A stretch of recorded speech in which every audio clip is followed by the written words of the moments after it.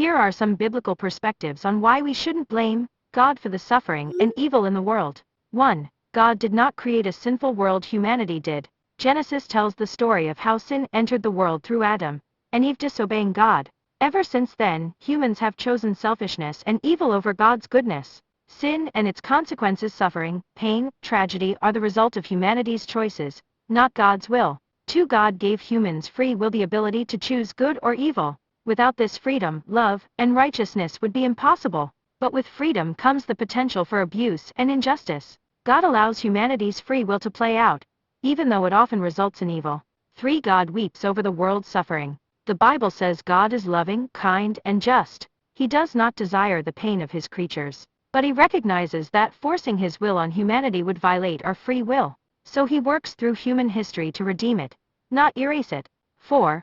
God promises ultimate justice. The Bible says God will one day make all things right, no more suffering, tears, or death. In the meantime, he comforts the afflicted and afflicts the comfortable through his people, calling humanity back to goodness and kindness. 5. Suffering can draw us closer to God.